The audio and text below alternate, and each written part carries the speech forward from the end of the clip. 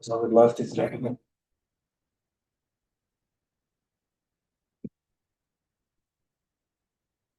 Haven't seen Brandy's face in a while.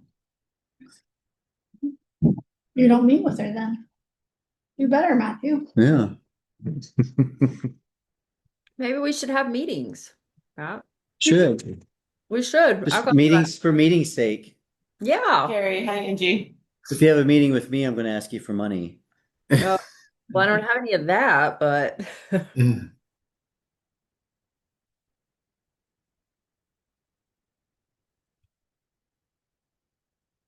How are things in Texas, Brandy? so great. So great. Yeah, all these people are Temperature normal down there this time of year, or is it different this year? Yeah, it's really weird this year. Like yesterday it was 86 degrees. Thanks. It's weird. No, that's not nice. That's Also gone flannel. Yeah. yeah. Anyway, but yeah. That's like just had my extra warm. It's not usually that warm, right? Mm-mm. No, it's really warm this year. Well, awesome. When was that big freezing storm Yeah, we down call there? that all that snowed.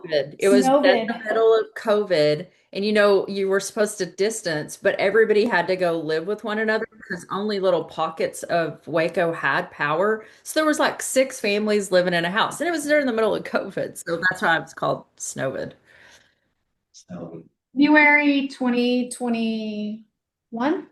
Yeah, our barn caught on fire and we saw it. We didn't have power for like 4 days, but we had show lambs down in the barn and our ring camera happened to flash on in the middle of the night and it recorded. We could see like smoke coming from the barn with all of our show lambs in it. And so my husband like tried to get back over here. He wrecked his pickup, tried to get over here. We put the fire out, but good times. That was the most Texas story I've ever heard. Yeah. Can you say fire one more time? No, that's not nice. But I'm glad I could bring Matt. today. nice is close. That's a good story, Brandy. Thank you. No brisket involved though. It's like when I realized, like, when I moved up here and I was like, oh, we survived Snowvid, and like we couldn't drive because none of us knew our cars had 4-wheel drive. I discovered that when I moved here. I was like, oh, my car actually does have 4-wheel drive. Yeah. Okay, awesome. Yeah. You can drive in snow and ice. Then we stuck. Okay, shall we begin? All right, thank you to those of you online for joining us. Those of you in person, I think most of you probably know Barrie. I will give you a brief introduction. So Barrie has joined us. He's director of the Institute for Interdisciplinary Data Sciences in the Office of Research and Economic Development and a professor in the Department of Biological Sciences. He's also director of the Initiative for Bioinformatics and Evolutionary Studies Institute for Interdisciplinary Data Sciences, among many other professional titles and accolades. So Barrie will now share with us all about AI and the research process. And he has asked that if you have questions along the way, he'd like you to speak up then, so you can send them to me in the chat or raise your hand, and I will monitor that. So feel free, those of you that are not in the room, to jump in when you do have a comment or a question. Barrie. Yeah. That intro was great because it's a great example of web content being totally out of date. You know, when I did it, I was almost like, oh, I should send this for accuracy. You know, it segues right into some of my examples. Okay, great. Because if I had to be a director of 2 institutes, I would quit. IIDS is here at the U of I, and it's supposed to be a research amplifier for all of you. And that's what iBest transformed into. So that's why you saw 2 different institutes. All right, I'm gonna just get into it and we'll hopefully have a cool discussion here. As Julie said, I'm a biology professor, but I am also a data scientist. And so it's going to seem weird, like what does a biology professor know about all of this kind of stuff? And hopefully I'll make that plain as I kind of illuminate some of the resources we've built for generative AI for the last couple of years. So, research force multiplier. Why is it not doing the down arrow thing? There we go. Okay. This it's kind of a dumb businessy jargony thing, and yet I don't know, I've been using it for a while and it still makes sense to me. And so the notion of a force multiplier, it actually emerged from like military terminology and things like that. But really what we're talking about is a capability that amplifies the impact of your existing resources. So you essentially do more with the same amount. Now, I mean, you can think of a million different force multipliers, from a hammer to a machine gun to a skill saw or a tractor or whatever. And the reality is that all of the automation that we've done in the sort of prior to this has kind of automated manual labor in a lot of sectors by deploying all sorts of technological force multipliers, or maybe chemical or whatever. Generative AI, cognitive force multiplier, which means everybody's wondering about the automation of cognitive labor, which affects all of you because you're interested in education, and it just has profound implications for, I don't even know. I'm just going to retire and just watch what you guys have to do, because I don't even know. So what I'm saying here is your existing resources is your brain. It's your cognitive budget for the day and the rate at which you can convert that into research output. And generative AI can be a force multiplier so that you can get exponentially greater results with that same cognitive budget.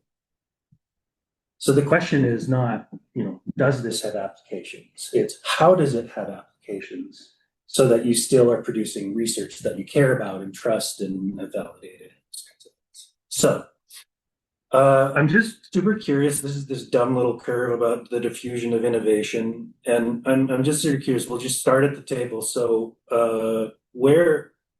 Julie, where are you at in this curve from innovator to laggard? Right between early majority and late majority. Okay. Obviously, I'm talking about AI.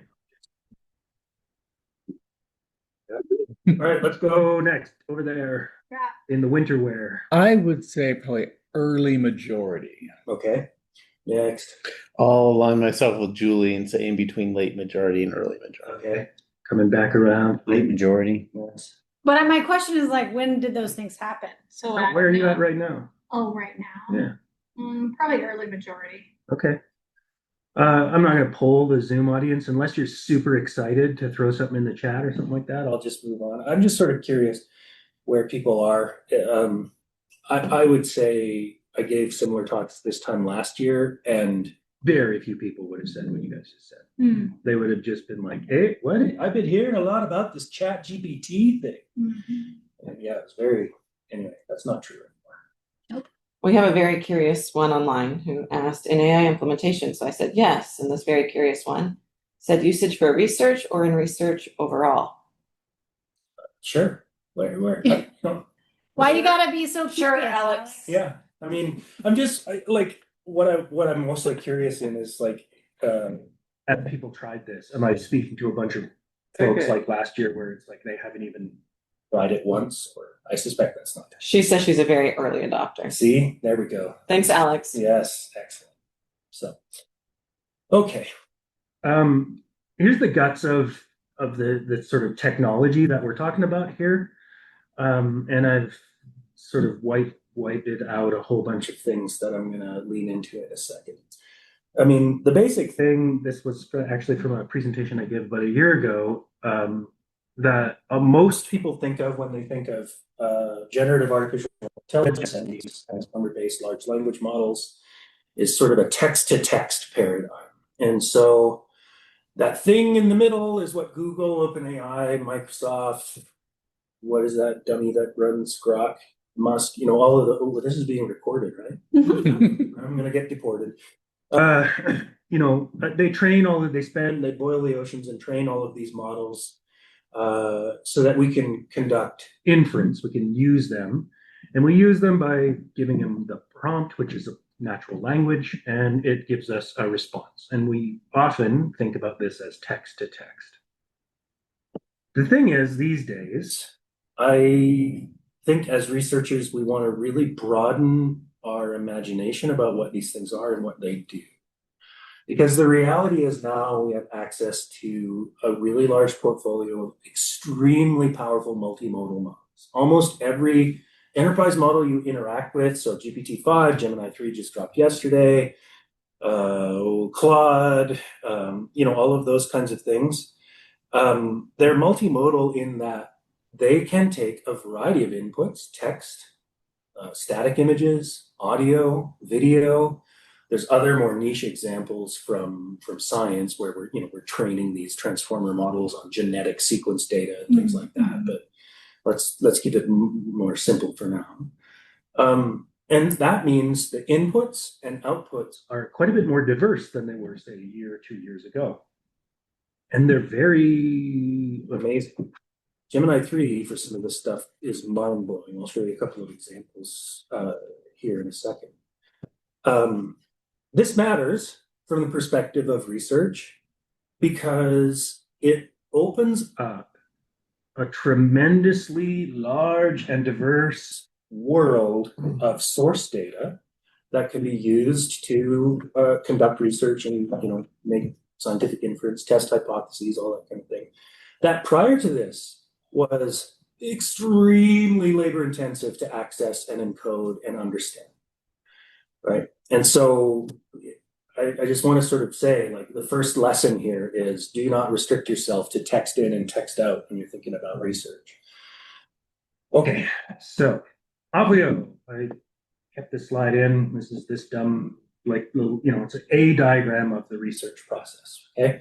So we're going to make an observation and then, develop a hypothesis and design a study and all those kinds of things. Every individual's and every discipline's version of this is probably slightly different, but this mental model is sufficient for now. It's represented cyclically, which will make my visual metaphors more difficult. So I'm going to switch to this. So when I first became director of IIDS, it was that IBEST back then, and then I renamed it because everybody thought it was only for biologists.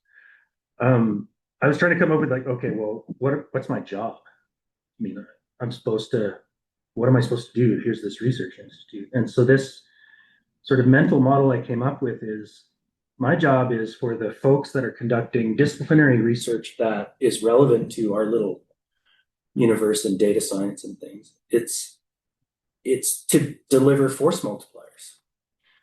And so I converted this whole observation to conclusion kind of thing to this logic model that I liked to use, where you all sit around and you have ideas in your brain.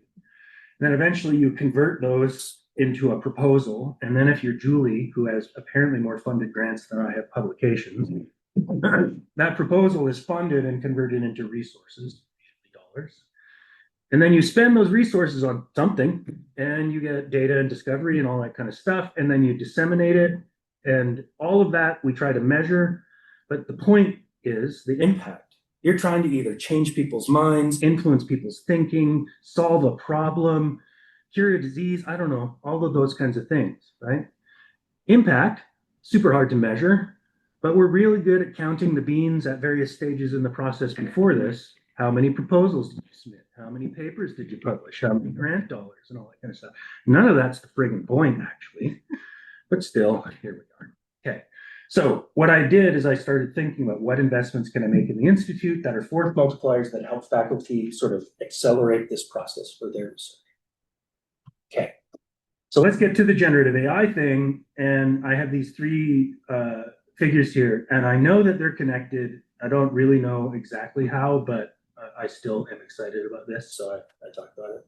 This is the Gartner cycle. So time goes from left to right, and expectations goes from the bottom and up. And so innovation trigger, 2022, late 2020, ChatGPT, blah. And then over time, we have the peak of inflated expectations. And so I don't know if it's AI for university operations, or it's AI for research, or it's AI for students not doing their actual homework. I don't know. Yeah, this burst of enthusiasm, and then the reality. I could share the slides if you want. Just happen. It's good. Yeah. And then all of a sudden we realized, oh wait, that thing that sounded really good when it came out of that chat interface, when I actually read it, it made up a bunch of stuff and it's garbage. And we get into the tropic disillusionment, and then eventually we started to muddle through things. Okay. Similarly. No, you all know more about this than I do. This is this Dunning-Kruger effect thing. I love living at the peak of Mount Stupid. Right? So this is left to right knowledge. I know nothing on the left and I'm an expert on the right. And then confidence, low to high, obviously. Right? And when we start dabbling with a thing, we very quickly get this burst of confidence. We're like, this is blah, this is going to change my life and all this kind of stuff. And then we come into contact with reality and we fall into the valley of despair and then start climbing out of it. The thing I've noticed with AI is that this peak up towards Mount Stupid is never ending because they keep advancing the technology so that we never get to the point where we're like, what can this do? Let's study it. It's like, oh, new thing. And when you start falling off the peak of Mount Stupid, it doesn't feel very good. But if you're just almost to the top, it's very addictive. That's where I live. It's overwhelming, right? The pace of innovation. So then finally, the innovation valley of death. So basic technological research over to wide commercial adoption. So from the perspective of the university and its operation, it's like AI is going to change everything. Throw money at it until it does. And the reality is, it's like, boy, there's so many details to work out before it actually makes a measurable difference on people. I don't know how all of these things are related, but I'm convinced that they are. And the whole point is we see the potential for artificial intelligence to operate as a force multiplier for our research. Intuitively, we all see it. There are some Luddites who will resist and they will be assimilated like on the board. But the details really matter. So that, the last thing you want to do is be publishing from the top of Mount Stupid, right? So the question becomes, how can we, or where in this process can we responsibly deploy generative AI as a force multiplier? How do we know it's working and all of that kind of stuff? So I'm going to provide some examples. Hopefully I get some questions or you challenge me on something. And so that's where I'm going. In order to organize this, I split, I'm saying large language model operations here, but it kind of applies to multimodal operations as well. I've split this into sort of three general task categories. First is reductive. So you got a bunch, big input, large amount of text, for example, and the model produces a smaller output. I'll give you lots of examples of this. Transformative, it's equal on both sides. We're transmuting the input into a new format. Like translation is a great example. And then generative, which is usually far and away the most common application, especially in chat interfaces, is a small amount of text into a large amount of output. And we'll talk a little bit about this at the end, because this is exciting, but also where I think we get into most of the trouble when we start really scrutinizing the utility of generative. So, productive operations. I made a bunch of images with Gemini. I think they're kind of cool. So here's some examples. So on the left of that image is the chaos of a whole bunch of unstructured text, right? It could be anything in your universe, right? Like Julie was talking about all of these comments that she received and she had to synthesize them. That's a reductive operation. Like, what's the theme here? And look, it's a gem.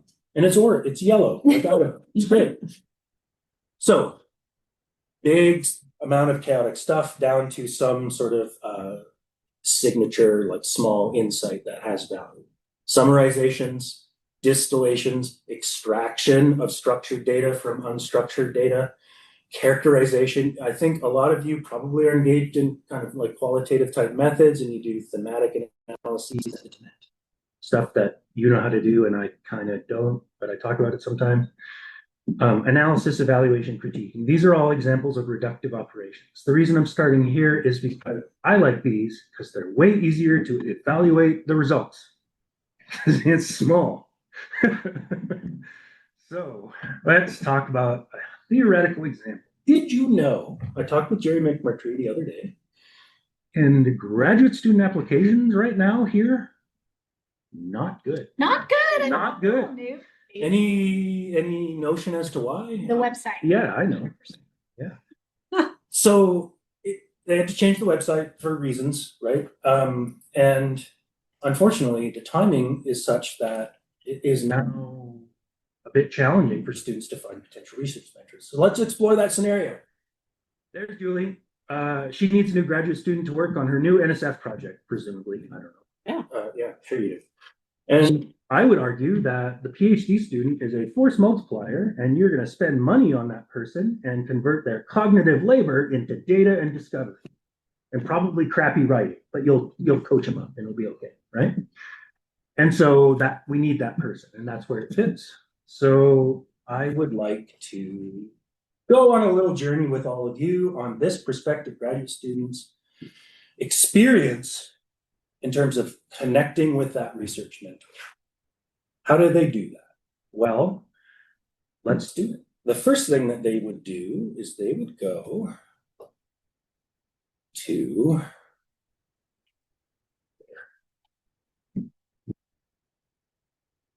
let's go to this, right? And what are we going to do?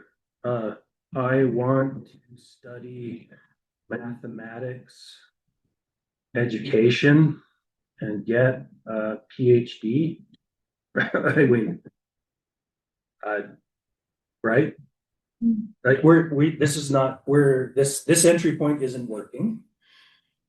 Maybe they go, well, I'm sure that I need to look in the College of Education. It's not necessarily called that, but it's a, well, okay, oh, this looks promising. So here we are, and I've been on this website. This is great. And I'm not exactly sure what I do from here, but I do know that ultimately I would want to go here. And if the student didn't know who was who, they would click through these things and they would go, wait, oh, mathematics education, that's great. So this is really good.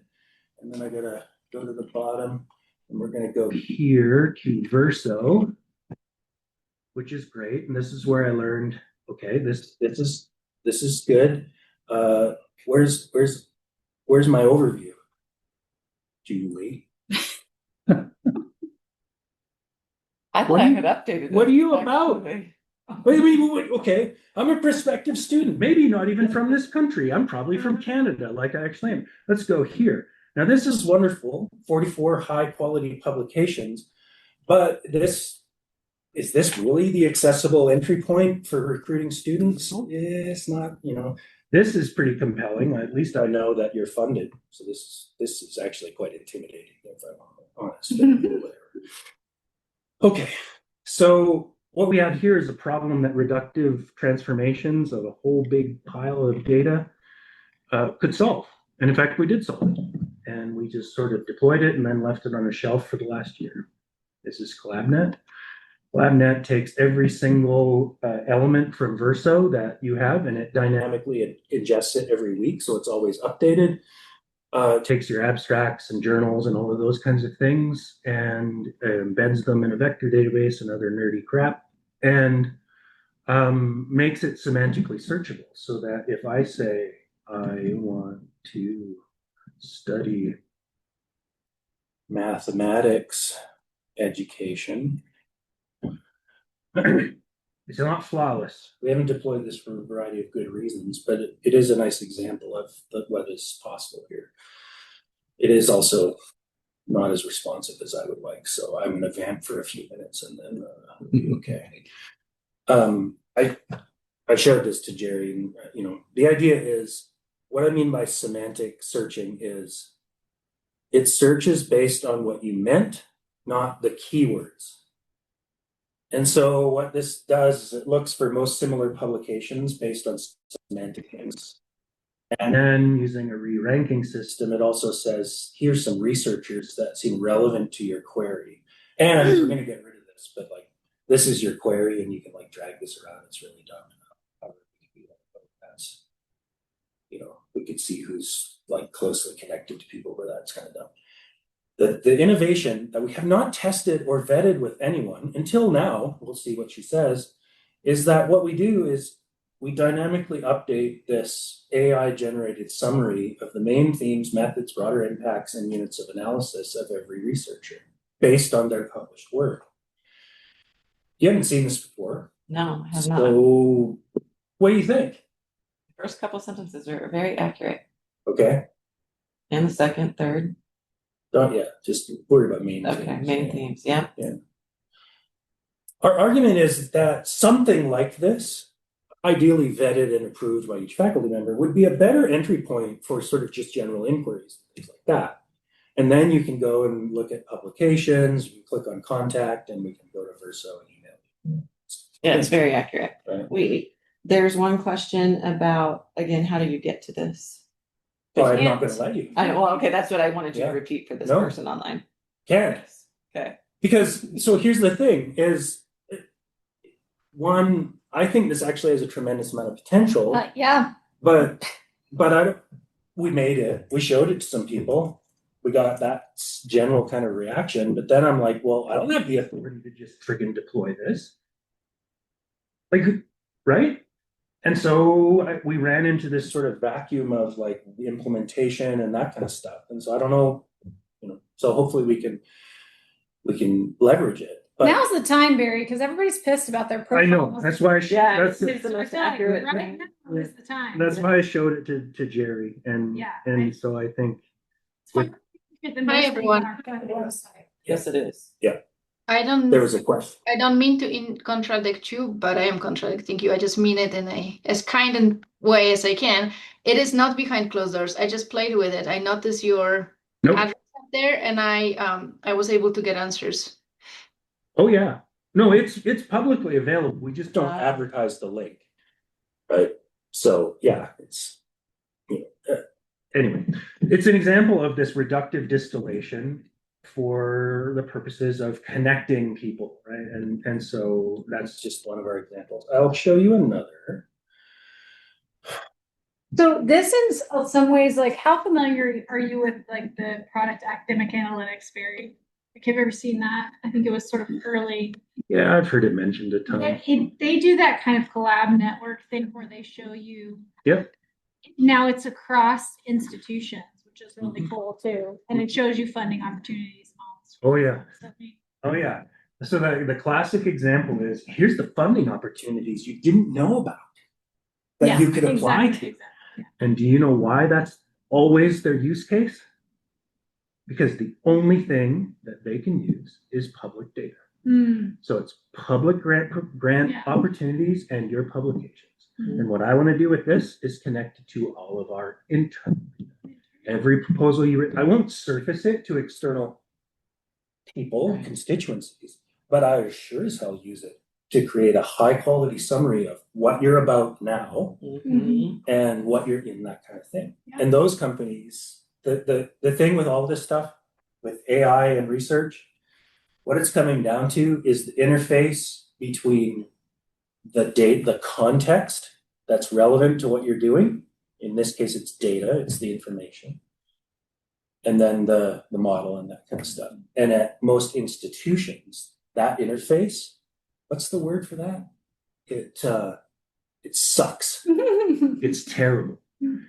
Right? Now for research data, if you have all of that, stuff available to you, the opportunity are just insane. It's like, with some caveats. So the other example really quick of this is the thing where the state passed this transparency law that said, hey, all your contracts have to have all these little data points in our transparency database. And just ORED alone at the time had 56,194 documents that might be responsive to that new law. And we estimated it would take Arch Harner like 5 years to go through it all and extract the data, because you have to go read it, or we get Sheneman to do it with AI, and I did it in 50 hours. And now it's searchable, so I can do, actually, let's do this.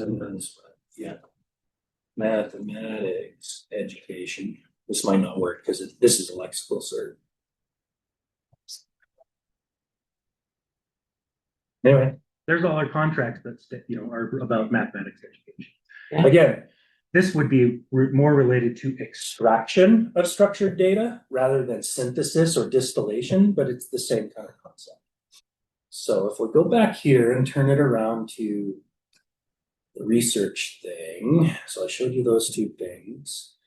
And so then the question is, so in this college, if we focus on your research intentions, the impacts you want to have on the world, what are the kinds of data that are in this chaotic, giant, unstructured format that you prior to now didn't have the cognitive capacity to ingest and assimilate and analyze. And you probably have answers, but the good news is so did Gemini. And so the answer I got to this question was so insane. So from the perspective of education and human development, we have student performance data, classroom observation data, curriculum materials and textbooks, teacher professional development matrix. And for each of these, it gave me like what kind of text exists, what kind of visual data exists, what kind of audio data exists, what the AI applications could be. I just didn't even read it. I don't even, it's so overwhelming that it was just like, probably some of this is good, I guess. I don't know. I do think that these data sources are relevant and do have potential value. And if you have access to them, we have the tools to ingest them and analyze them. And you don't have to pay token charges because we have on-premises hardware. So talk about that in a bit. Oh, and by the way, I didn't leave out health and movement sciences or just general stuff that all of you guys have to do. We have a really cool thing called water law that I can't show you just yet, but it's, yeah. And so that the main point with this little section is, what is anybody got a thing right now you want to throw out there where you have access to these giant piles of unstructured data that you wish you could analyze?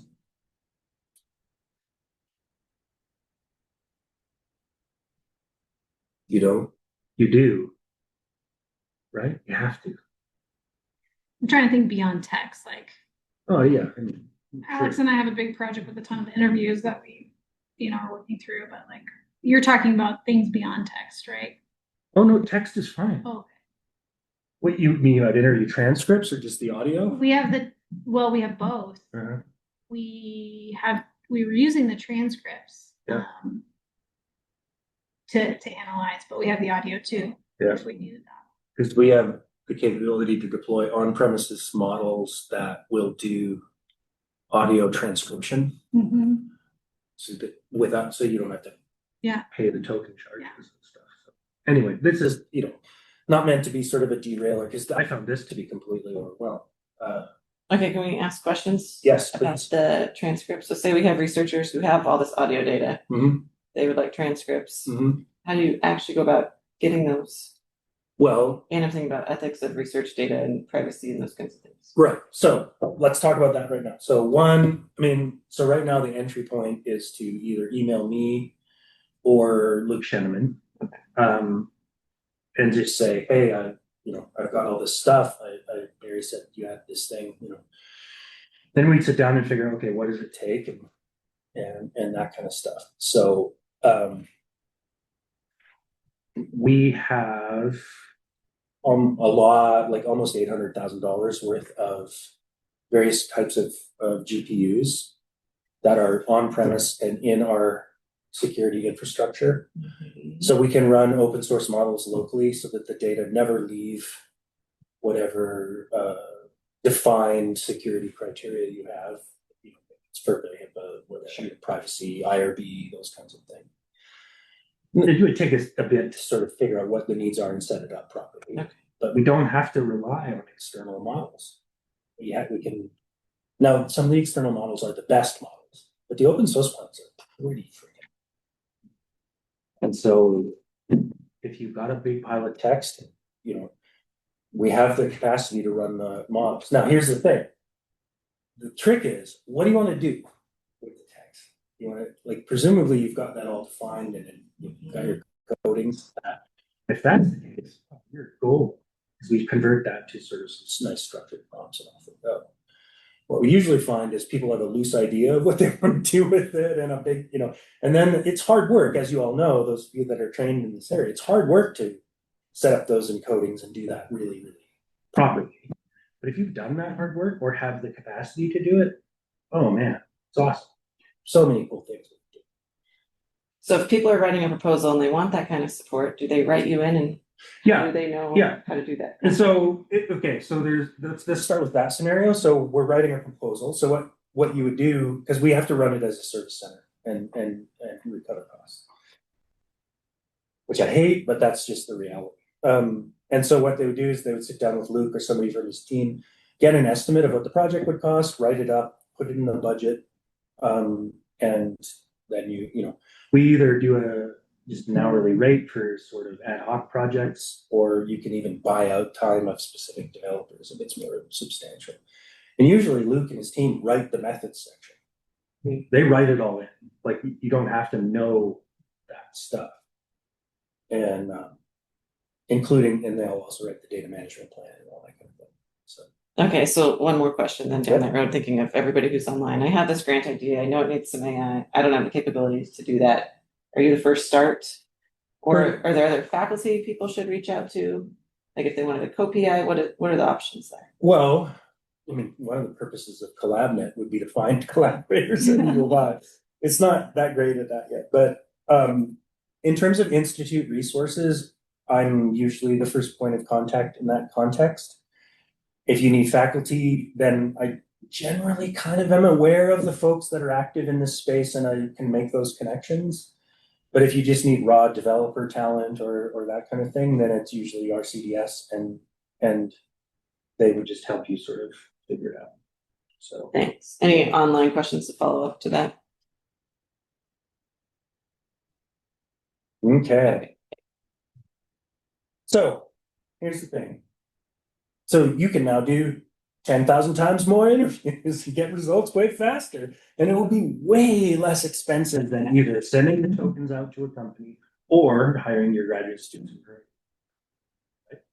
Except that we still are accountable for the results of our work. So is it reproducible? Is it replicable? Is it validated? All of those kinds of questions remain, because the last thing we want to do is just do bad science at scale instead, right? So these are still tough questions. We do have some approaches, but they are tough questions. One of the things that we have, Michael Overton developed this tamper framework. He sent the paper in to a public administration journal. They sat on it, couldn't get reviewers for like 6 months, so we pulled it. We're going to send it somewhere else. It's a very long paper, but the framework, the model, we found has been really, really good when we're working with the research administration folks. And the idea is it's just task, model, prompt, evaluation, reporting. So how to coach people to think about how to use this stuff. So task is the specification of what you're asking it to do, a thematic analysis or an extraction or something. The model, that choice involves security, cost, accuracy, those kinds of things. Prompt, I mean, we've all heard of prompt engineering. It's really, this is mostly about the instructions and the context and stuff. But the stuff that we try to emphasize in our work is evaluation and reporting. So how do we know that the output is accurate and reproducible and compliant with the instructions? And how do we document that in a method section or an article or whatever, or an audit trail for research administration? So we try to follow this model, and we spend quite a bit of time thinking about how to evaluate this stuff, which I'll show you if I have time in a bit. So I know I'm supposed to only go for 40 minutes. So 2 minutes left. Okay, transformative operations. So these things, this is like, think of translation. So these are, I have roughly similar sizes of input and output, but I want to transform it in some way. So one of the charismatic examples is that Miranda Wilson was one of our faculty fellows. She had this really old German book on how to play the cello that was filled with old German cello jargon and anatomical jargon related to body posture. Challenging translation task, except that Shannon and John runs a model. It took them about, 10 hours, $100 in tokens to deliver a super high quality translation of this book that Miranda is now working with the library to do for open source education. Transformative, this was a super fun example. This one blows my mind. This just came in this morning. So that's Shannon. He's the director of research computing and data services. He has every different flavor of computer nerd and data science nerd on his staff. And those are primarily the folks that do the heavy lifting in this space for the Institute.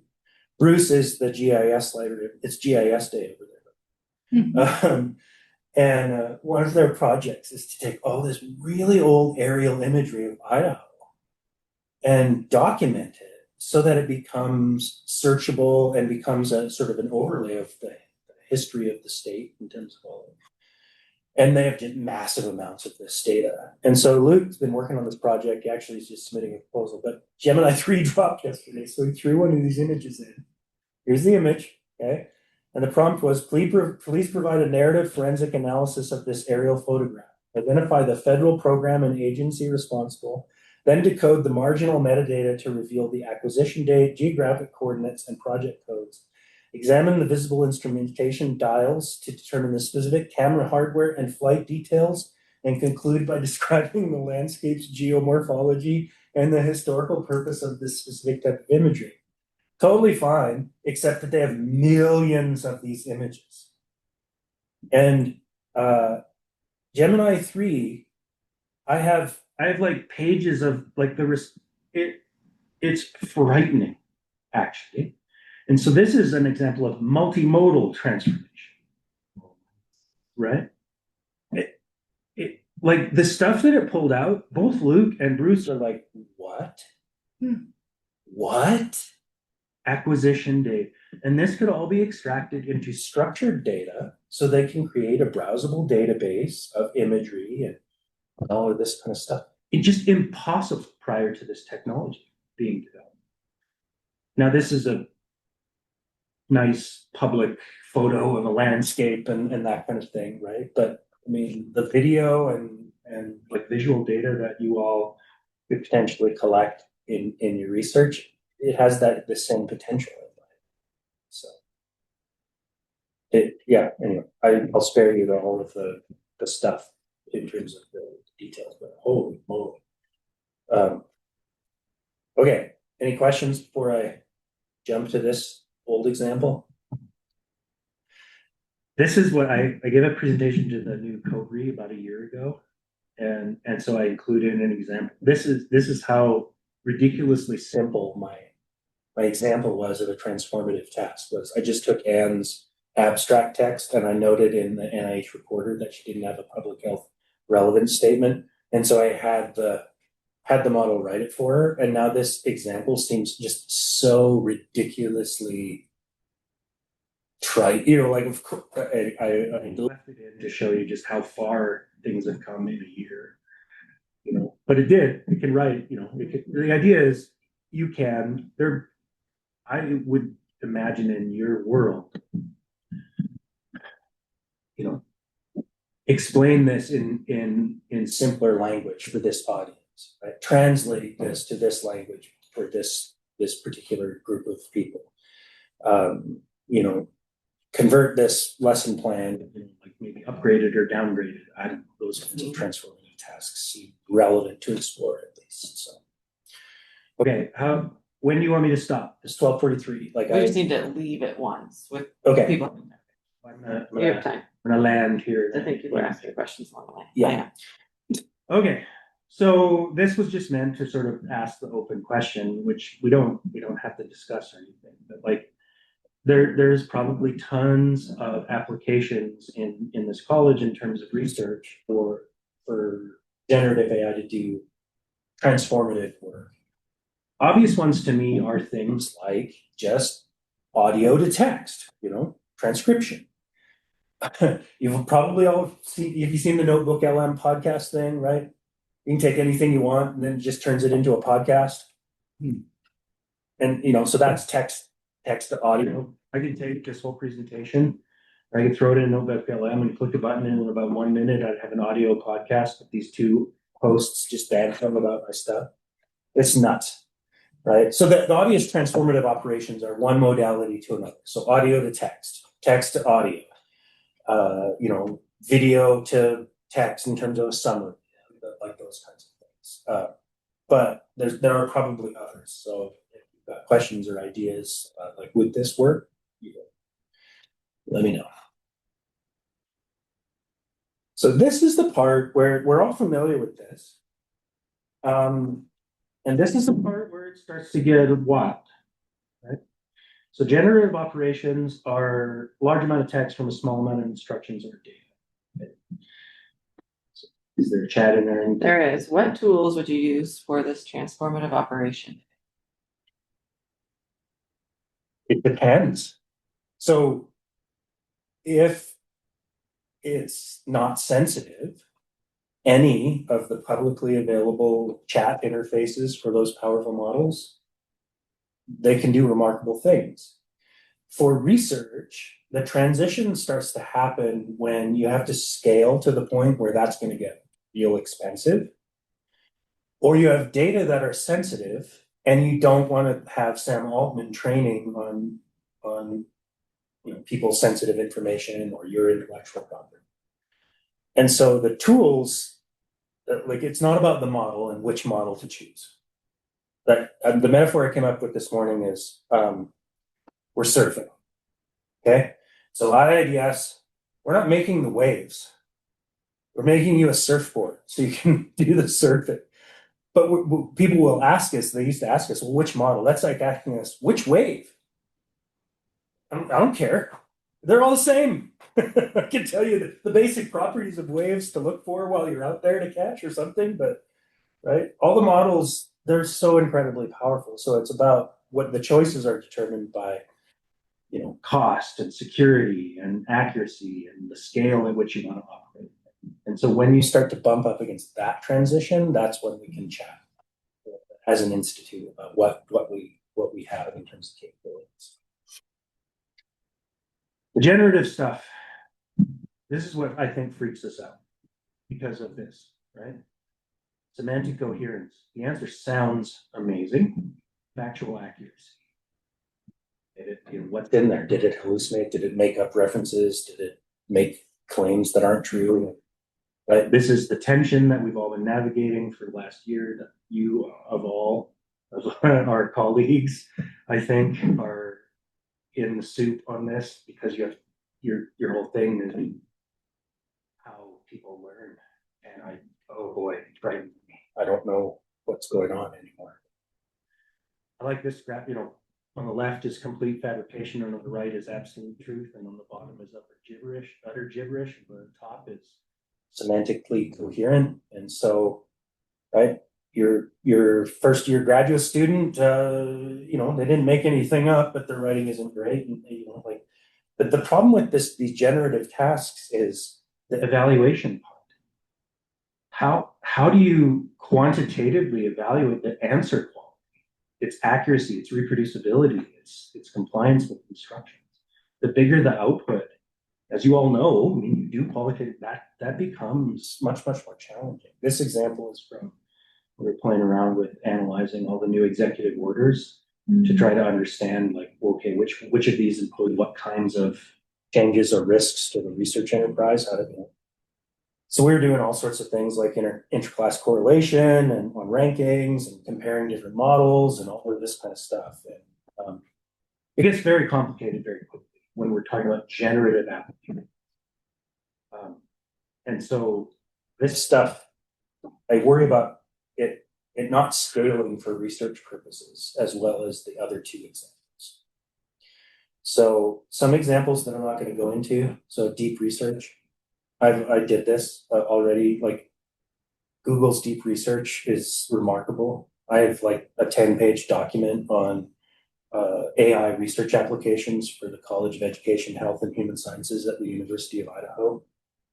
Just sitting there. I have no idea how good it is, but I bet you it's 85% good and 10% meh, and 5% Brooke's hair is on fire. Vibe coding. You're all programmers now. Congratulations. It's ridiculous. But the big one is writing text. Please write my dissertation chapter. Wow, that's what we're all doing. I don't have a solution for you. This is a challenge. So I put proceed with caution. We'll share this, obviously. I get asked all the time, how do I learn about this stuff? I don't know. The YouTube channels that I like to pay attention to are reasonably technical, but there they are. We have this whole grant on AI for research administration. You go to that website, join the listserv, see what we're up to there, and then that's our website for IIDS. So happy to take questions. We're here to help deploy this stuff in service to your research. We've been really tied up with enterprise organizational applications, but I'm trying really hard to let that rebound so RCDS is adhering to its mission of research support.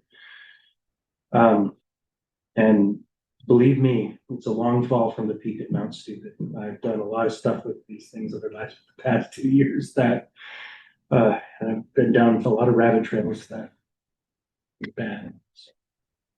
So Barry, before your team Mhm.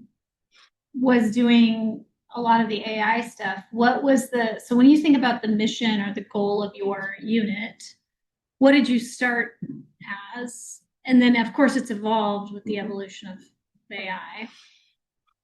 Genomics and bioinformatics, that's where the IBEST came from. That in the olden days, even before I arrived at the university in 2003, that required research. To do large scale genome sequencing bioinformatics, we needed lots of fancy computers. Okay. Then that resource became necessary for pretty much every college.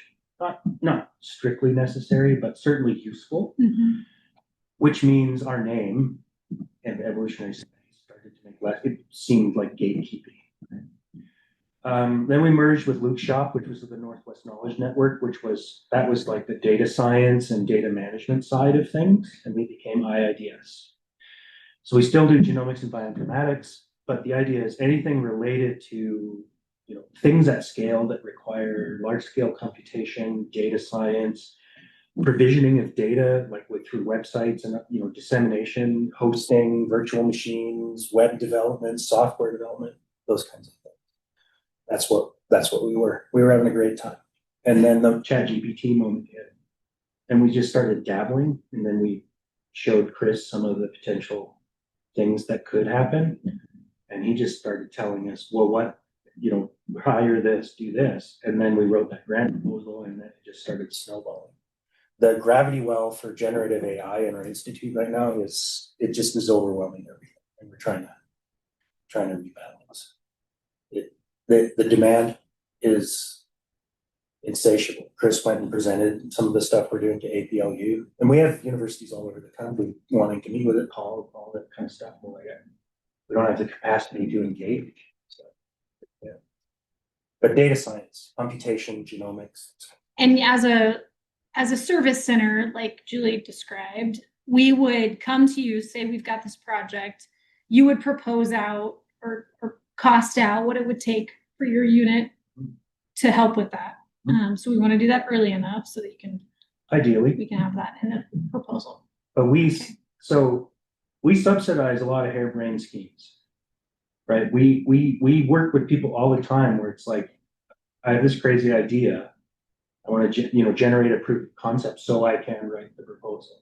We don't charge people to sit with them and think about their work and then write up the method section for the proposal, right? Service centers always lose money. They're always subsidized. So you're allowed to chat with all of those nerds about your ideas. It's not like we start the clock as soon as you walk in the door. Yeah. It's just that, eventually you write it into the proposal. And that's how you recoup some of it's not all. Yeah. Okay. It's a constant battle as you all. How big is the team? In IIDS, I have it's like 20 some staff. In RCDS, it's about 10. And those are connected or they're all under one? RCDS reports to IIDS. Okay. Yeah. New August isn't related to proposal development, but in the Inspire Center, our projects, we have data going back to 1965, student data at the pre-college level, and 20 years using the same database across all of our projects. And I think it's a really rich resource potentially for individuals, researchers in the College of Education, or interested in the progression of students through education into college. That is data that we've collected to report to the Department of Education that funds these grants, as retention, graduation. But the access data that we've been gathering is more extensive than just that. And we've thought that if we could, combine all the data across all the projects, identify, the schools that they're coming from, and that would be a rich resource for researchers. Yep. So what would be the next step? We've been overwhelmed. We have not enough capacity, certainly no resources to do this with, financial resources to do this with, but it's been something that's like, this should be done. Mm-hmm. I mean, the first step is always to sit down with us. I mean, you'll sit down with me and we'll have a very pleasant conversation, and then I'll connect you to people who actually know what they're doing. And you'll have a constructive conversation about what is the roadmap to getting this done, and where is the transition point from a conversation where we're helping each other as colleagues to, okay, now we have to start paying for stuff. And that's that. Right? But it's the details is what matters. Like what do you mean by a database? Is it all structured data, or like that? That's what they have to work out. Right. Just to be clear, I go to meetings and write emails. I don't do any of the cool things. You're the face of it. I talk about the cool things that the nerds do. Love that you didn't put yourself with the nerds, Barry, but we all know better. No. I don't apply that.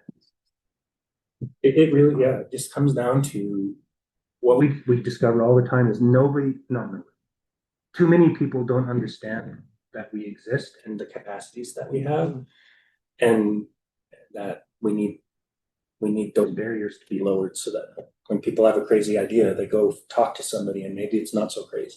Yeah, no, this is news Yeah. to me. I was been sitting wondering, how do we hire a data scientist to help us out? Right. So That's always the problem. Is like, even if you've got a grant, it's like, I'm not going to fund a software developer as a full-time position on this grant. I need 25% of one for a year. And that's the point of the shared services model that we have. Well, and I heard Barry present on this, I think it was at a Cobra lunch last year. And I was like, wait, why doesn't everybody know about this? And why is it sort of a secret? And then, of course, over the last year and a half or 2 years, the AI component of it has grown. And there's lots of things you're being tapped to do now. Far too many things you're being tapped to do. That's definitely the issue. But that's part of why I think we wanted Barry to come, is like, we may not know all the details of what Barry and his team can do, but at least it's an exposure to that this exists on campus, and a conversation can get us further down the road. Yep. That's wonderful. I don't see any online questions that I've asked. We have to get out of here in 2 minutes anyway, right? So that's probably a good thing. I got a question. Of course. Sure. So I work in the foundation, but like when you were talking about your ClabNet, and I have this question for the foundation, same idea, but different kind of network development, is the information on affinity and capacity of donors would be huge if I knew the fishing holes and that was all connected. That's maybe a bad terminology, but essentially that's what we're interested in. Is there any way that this would your team probably, I know, is all research focused, but essentially this is also research. So our team isn't only research focused because we've been pulled into deploying this stuff under the university's strategic plan for operational excellence. And so there are resources available to fund projects like what you're talking about. They haven't been sort of formally announced and deployed yet, but I'm 80% sure that that's going to happen. Okay. So I've thought about foundation in this context a long time. Yeah. We have much to discuss. It was very simple and obvious, and I'm not sure why we're not there. But it's the data interface. Yeah. That's it. Well, I don't think people know that I think it's more and more apparent, particularly with the NSF grant, the Research Administration grant, that this capacity exists on campus. And the more that gets out there, the more ideas people have on how they might be able to utilize it. But I just think people didn't know what was. And then also you guys have diversified in terms of now how you're supporting the university and brothers. Well, and the difference is, most researchers could maybe use the data science computation stuff. Everybody can deploy generative AI. Yeah. If they wanted to. Yeah. That's That's a good point. Here's, yeah. it's here's a scope. very wide funnel. And Barry's referring to, we'll soon make announcements about the strategic plan proposal initiative process. It's got many, letters, but, and some availability of funds for people to avail themselves of IIDS. Is that the right? Resources for things like operational excellence or other research enterprises. So more on that to come, and units specifically that are looking to improve some of those things. Yep. Be good. Not bored.